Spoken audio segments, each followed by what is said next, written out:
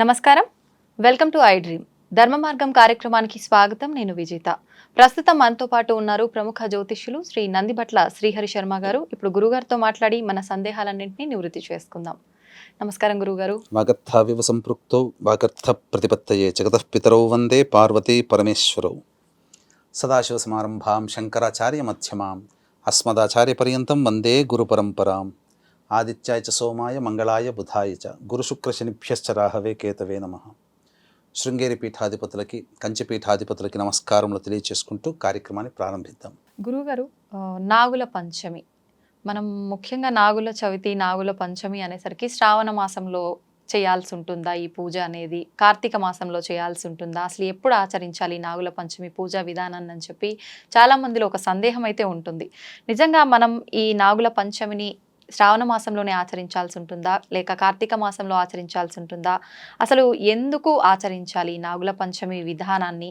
ఎవరు ఆచరించాలి? ఏ విధంగా ఆచరించాలి గురువుగారు?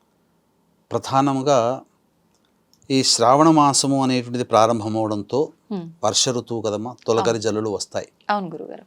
కాబట్టి తొలకరి జల్లులు పడినప్పుడు కలుగులో దాక్కొని ఉన్నటువంటి సర్పములు కానీ, సర్పజాతికి సంబంధించినటువంటి పిల్లలు కానీ, ఆ కాలంలో నాగలి పట్టి దున్నేటువంటి ఉంది కదమ్మా, ఇప్పుడంటే మిషన్లు వచ్చాయి.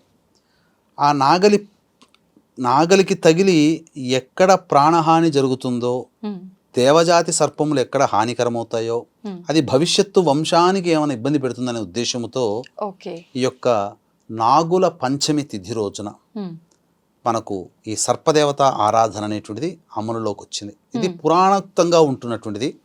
మనకు సప్తర్షులలో ఒకడైనటువంటి కశ్యప మహాముని కూడా ఉన్నారు కదా, ఆయన కూడా ఋగ్వేదంలో ఒక రుక్కులో ఈ యొక్క సర్పదేవత ఆరాధన చేసినట్టుగా ఉన్నది. అంటే ఇతమిద్దముగా అనేక సంవత్సరాల నుంచి, ఎన్ని సంవత్సరాల నుంచి జరుగుతుందనేటువంటి ప్రమాణం లేకుండా యుగ యుగాల నుంచి కూడా ఈ సర్పదేవతారాధన ఉంది.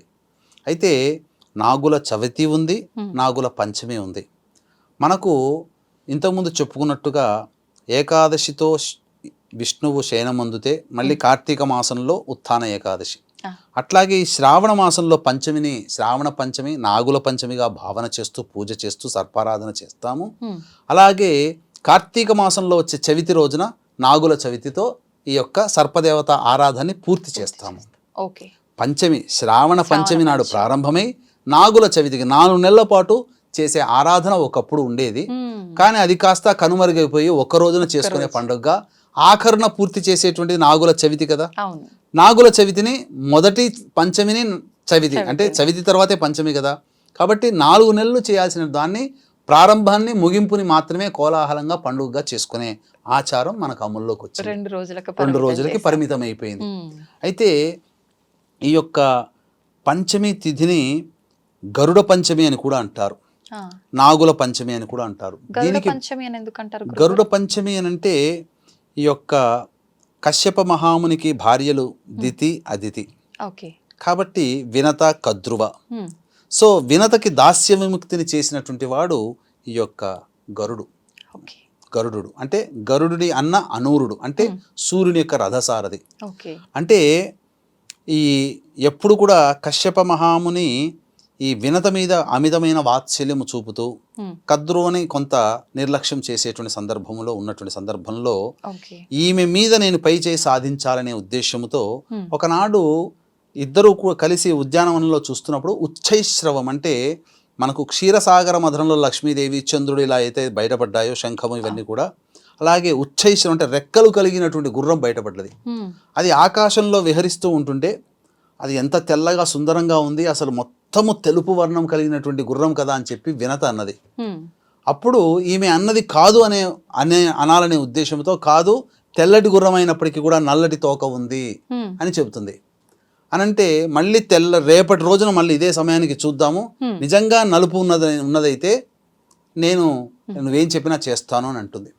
అనగానే అప్పుడు కద్రువకి సంతానం ఈ నాగజాతి. ఈ నాగజాతి అందరినీ చెబుతుంది, ఆర్డర్ చేస్తుంది అనమాట. మీరందరూ వెళ్ళి ఆ ఉచ్ఛేశ్రవం తోకకి మీరందరూ పట్టుకుని నల్లగా కనబడాలంటే ఏ యొక్క సర్పము కూడా అంగీకరించదు. అధర్మానికి పాల్పడుతున్నావమ్మా, నేను నీకు సహకరించమని చెబితే అప్పుడు అందరినీ కూడా తిట్టి పారేస్తుంది, శాపం ఇస్తుంది. జనమేజయుడు చేసే సర్పయాగంలో మీరందరూ చనిపోదురుగాక అని చెప్పి శాపం ఇచ్చేస్తుంది.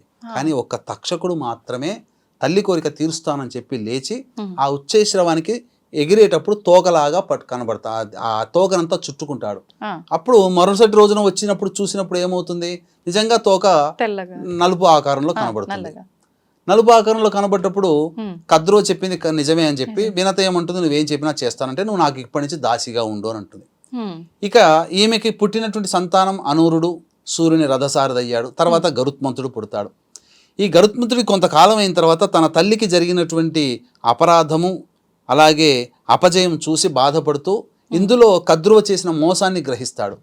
అప్పుడు కద్రువని అడిగితే అమృత భాండాన్ని పట్టుకొచ్చి నాకు ఇవ్వు, అప్పుడు నేను నీకు మీ తల్లిని దాస్య విముక్తి చేస్తానంటే ఇంద్రుని దగ్గర యుద్ధం చేసి అమృత భాండాన్ని తెచ్చినటువంటి రోజు పంచమి తిథి. అందుకని గరుడ పంచమి. ఆ అమృత భాండాన్ని దర్భల మీద పెట్టాడు కాబట్టి నాగుపాములు అంటే నాగజాతి అంతా కూడా తీసుకుందామనే సందర్భంలో ఒక చుక్క పడుతుంది. ఆ భాండాగారము నాగజాతికి చెందితే నాగజాతి అమరులైపోతే భూలోకంలో మానవులంతా నశిస్తారని ఇంద్రుడు పట్టుకెళ్ళిపోతాడు. ఆ మిగిలిన చుక్క కోసం ఆరాటపడినటువంటి ఆ పాము జాతి అంతా కూడా ఆ నాలికను చాపగా ఆ దర్భకి ఆ కొసకి చాలా షార్ప్గా ఉంటాయి దర్భలు. ఆ నాలిక తెగిపోతుంది. అందుకే పాము బయటికి వచ్చినప్పుడు రెండు నాలికలుగా కనబడుతుంది. అప్పటి నుంచి ఆ దర్భ తగిలి ఆ నాలిక తెగిపోతుంది. అందుకనే పాముకి నాలిక బయట పెట్టగానే రెండు కనిపిస్తాయి. అలా అప్పటి నుంచి దాస్య విముక్తి చేసినటువంటి సందర్భంగా అమృత భాండాన్ని తెచ్చినటువంటిది కాబట్టి ఆ రోజు శ్రావణ శుద్ధ పంచమైంది కాబట్టి దీన్ని గరుడ పంచమి అని అంటారు. అందుకనే మనకు ఈ యొక్క గోదావరి నది గౌతమి నది 7 ఉపనదులు ఉన్నాయి. అందులో ఒకటి వైనతేయ ఉపనది. అంటే ఈ వైనతేయ ఉపనది కృష్ణా ప్రవహిస్తూ గన్నవరం దగ్గర విడిపోతుంది, కలుస్తుంది. అందుకనే గన్నవరం దగ్గర గరుడేశ్వరుడు అనేటువంటి యొక్క దేవాలయం ఉంది. అది సాక్షాత్తు గరుత్మంతుడు ప్రతిష్ఠించినటువంటి గరుడేశ్వరుడి యొక్క స్థితి. మన విజయవాడ గన్నవరం దగ్గర ఉన్నటువంటిది. గరుడు ప్రతిష్ఠించిన శివలింగం గరుడేశ్వరుడు. అందుకనే వైనతేయ నది అక్కడ కలుస్తుంది. అంటే వైనతేయం అన్నా వైనతేయుడు ఎవరు, మళ్ళీ గరుడుడే. అయితే ఇంకొక కథ ప్రకారం ఏమని ఉందనంటే గరుత్మంతుడికి తక్షకుడికి మధ్య యుద్ధం జరిగినప్పుడు గరుత్మంతుడు ఓడిపోతాడు. ఓడిపోయినంటే సంధి కుదిర్చిన సందర్భంలో ఓడిపోతాడు. ఓడిపోయినప్పుడు నీవు ఈ సర్పజాతి మీద ఓడిపోయావు కాబట్టి దీనికి ఓడిపోయావనే సూచికగా సర్పహారాన్ని మెడలో వేసుకో అని చెప్పి ఆజ్ఞాపిస్తారు. అందుకనే గరుడు మెడల్లో కొన్ని దేవాలయాల విగ్రహాల్లో గరుడు మెడల్లో సర్ప విగ్రహం ఆభరణంగా ఉంటుంది. ఆ రోజు కూడా పంచమి తిథి అయింది కాబట్టి ఇది కూడా గరుడ పంచమి అనేటువంటి సందర్భంలో ఒక నానుడి వచ్చింది. ముఖ్యంగా ఈ గరుడ పంచమి లేదా నాగుల పంచమికి ప్రధానమైనటువంటిది ఏంటంటే పూర్వము మణిపురం అంటే ఇప్పుడు ఉన్నటువంటి కాశ్మీరు మణిపురం అనేటువంటిది నాగజాతికి సంబంధించినటువంటి వంశం వాళ్ళు. వీళ్ళందరూ కూడా మణిపూర్లో అంటారు. ఈ మణిపురంలో ఒక గౌడ బ్రాహ్మణుడు ఉండేవాడు. ఈ గౌడ బ్రాహ్మణుడు ఉన్నప్పుడు అతనికి తెలియకుండా తన వ్యవసాయ భూమిలో ఈ రోజున అనగా పంచమి తిథి రోజున నాగలి దున్నుతూ ఉంటే కొన్ని పిల్లలు కలుగులో ఉన్నటువంటి పిల్లలు చనిపోతాయి. పాము పిల్లలు. తల్లి అసలైనటువంటి తల్లి వచ్చి చూస్తుంది.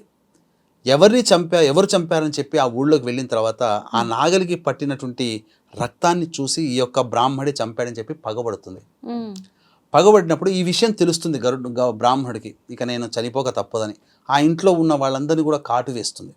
ఏం ప్రతిన పూగుతుందంటే నీ వంశాన్ని మొత్తాన్ని నా పిల్లల్ని చంపావు కాబట్టి నీ యొక్క వంశాన్ని కూడా నాశనం చేస్తానని ప్రతిజ్ఞ పూనుతుంది ఆ పాము.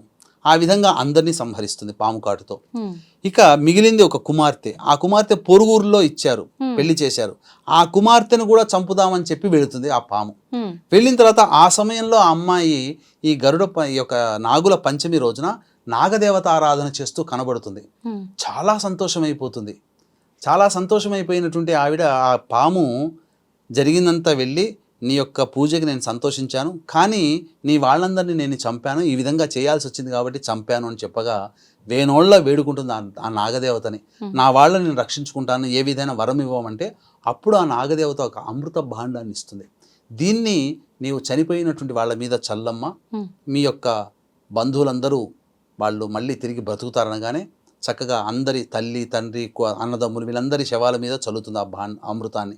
వాళ్ళందరూ తిరిగి మేల్కొంటారు. ఇక ఆ రోజు నుంచి కూడా ఊళ్ళో వాళ్ళందరూ కూడా అడిగారు, మీ వాళ్ళందరినీ కూడా పాము పగబట్టి చనిపోయిన తర్వాత కూడా నీవు బతికించుకున్నావు అంటే ఎలా బతికించుకున్నావమ్మా అని అంటే, నేను ఇలా పంచమి తిథి రోజున ఈ యొక్క వ్రతాన్ని ఆచరించాను అనగానే ఆ రోజు నుంచి అందరూ కూడా సర్ప భయం అనేది లేకుండా ఉండడం కోసమై ఈ యొక్క ఆరాధనని చేస్తూ వచ్చారు. కాబట్టి నాగుల పంచమి రోజున సర్పారాధన చేయాలి.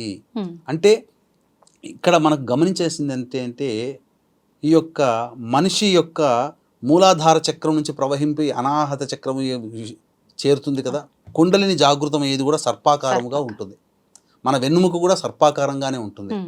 ఇంకా చెప్పాలంటే సృష్టికి మూలమైనటువంటి పురుషుడి కణము కూడా ఈ యొక్క సర్పంలాగానే మైక్రోస్కోప్లో తీస్తే సర్పంలాగానే తిరుగుతూ కనబడుతుంది.